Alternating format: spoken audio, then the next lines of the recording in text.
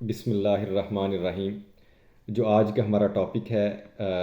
Family law کے مطابق، وہ ہے مینٹیننس، ڈوری آرٹیکلز اور پولی گیمی۔ ڈوری آرٹیکلز جو ہے، اس کے حوالے سے یہ ہے کہ سمان جہیز ہے، یہ جب دعویٰ دائر کرنا ہو تو اس کے لیے لمیٹیشن 3 سال کی ہے، کچھ حالات میں 6 سال بھی ہے،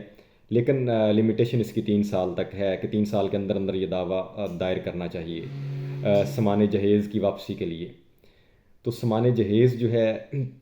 یہ پیرنٹس کی طرف سے اپنی بیٹی کو دیا جاتا ہے۔ والدین دیتے ہیں اپنی بیٹی کو، شادی سے پہلے بھی سم ٹائم بھجوا دیا جاتا ہے،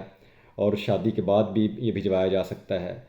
تو اس میں بہتر سچویشن تو یہ ہے کہ وہ اس کی جہاں سے وہ سامان خریدتے ہیں، فیوچر سرکمسٹانسز کو مد نظر رکھتے ہوئے، اس کی ایک لسٹ جو ہے وہ والدین کو اپنے پاس رکھنی چاہیے کہ ہم نے فلاں فرنیچر شاپ سے یہ سامان خریدا ہے۔ اگر خدا نخواستہ کل کو کورٹ میں میٹر جاتا ہے تو وہ یہ چیز ایویڈنس کے تھرو پروو کر سکیں کہ ہم نے اپنی بیٹی کو یہ سامان دیا تھا۔ تو اگر وہ اس وقت نہیں بن سکی تو بعد میں ان سے وہ ایک لسٹ بنوا لیں ڈوری آرٹیکلز کے حوالے سے۔ یہ فیملی کورٹ کے اندر دعویٰ دائر ہوتا ہے، اور یہ لاء کے مطابق تو 6 ماہ کے اندر اندر ڈیسائیڈ ہونا چاہیے، ڈگری ہو جانا چاہیے، لیکن کورٹس کے اوپر برڈن اتنا ہے کہ اس کو نارملی سال بھی لگ جاتا ہے، 1.5 2 سال بھی لگ جاتے ہیں دائر ہونے میں سمان جہیز کے دعویٰ کو۔ تو یہ جو ہے سمان جہیز کا دعویٰ وہ خاتون کر سکتی ہے جس کو اس کے والدین کی طرف سے یہ سمان جہیز دیا جاتا ہے۔ جو مینٹیننس ہے، نان و نفقہ مینٹیننس کے لیے نارملی ججمنٹس میں ورڈز یوز ہوئے ہیں، ریمنٹ کا ہوا ہے، لاجز کا ہوا ہے، کلاتھس کے حوالے سے یہ ہوا ہے۔ تو اس کو اگر آپ بھٹو کا نعرہ لے لیں تو روٹی کپڑا اور مکان ہے، ضروریات زندگی ہے، جو والد کی پرائمری ڈیوٹی ہے کہ وہ ان کو فلفل کرے ہر حوالے سے۔ وہ اپنے بچوں کو بیر کرنے کے لیے باؤنڈ ہے، ڈیوٹی باؤنڈ ہے، لیکن اس نے اپنے حالات کے مطابق ان کو مینٹیننس دینا ہے، اور کورٹس نے بھی مینٹیننس جو ڈیسائیڈ کرنا ہے، اس کی کوانٹم ڈیسائیڈ کرنی ہے، وہ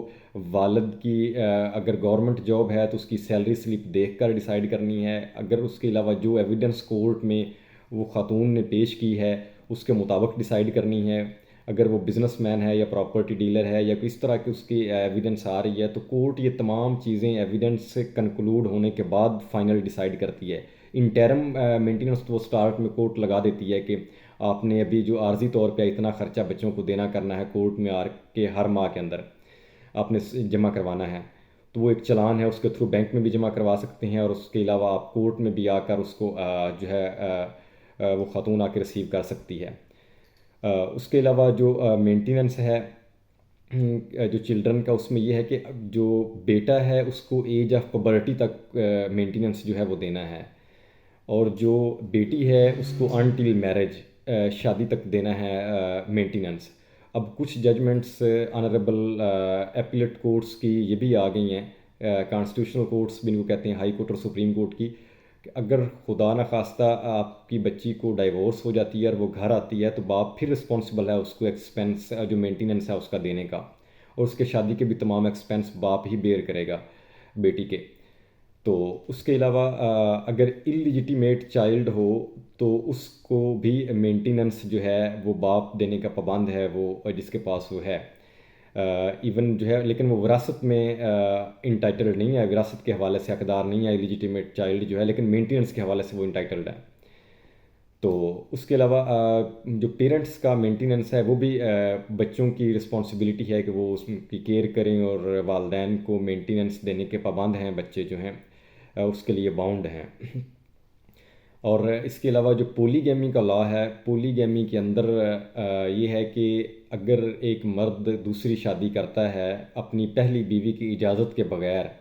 تو اس کو 1 سال تک سزا اور 5 لاکھ تک جرمانہ ہو سکتا ہے، جو مسلم آرڈیننس 1961 کا ہے، اس کا سیکشن 6 ہے غالباً، اس کے مطابق یہ سزا دی گئی ہے۔ تو اس میں یہ ہے کہ اگر آپ اپنی بیوی سے دوسری شادی کے لیے کوئی شرعی ریزن یا کوئی اور ریزن دے رہے ہیں، یا آپ کہتے ہیں وہ ڈس اوبیڈینٹ ہے، یا آپ کی جو اوبیڈینس نہیں ہو رہی، تو وہ آپ کو اجازت نہیں دے رہی، تو آپ نے پھر متعلقہ یونین کونسل سے اجازت لینی ہے۔ یونین کونسل دونوں پارٹیز کو نوٹس کرتی ہے، بلاتی ہے، اگر وائف نہیں آتی ہے تو اس کے بعد وہ ایک ایفیکٹو سرٹیفکیٹ ایشو کرتے ہیں۔ تو بیسیکلی وہاں سے ایفیکٹو سرٹیفکیٹ لینا ضروری ہے دوسری شادی کے لیے۔ تو وہ ایک مؤثر سرٹیفکیٹ ہوتا ہے، وہ مل جائے تو اس کے بعد آپ دوسری شادی کر سکتے ہیں۔ اگر وہ آپ نہیں لیتے تو آپ اس سیکشن کی، اس آرڈیننس کی وائولیشن کر رہے ہوتے ہیں، جس میں آپ کو یہ سزا ہو سکتی ہے۔ مینٹیننس کے حوالے سے ایک اور اس میں کرمنل جو ہے وہ سزا بھی دی گئی ہے، پی پی سی کے تحت 328 سیکشن ہے غالباً پی پی سی کا۔ اس میں یہ ہے کہ جو والدین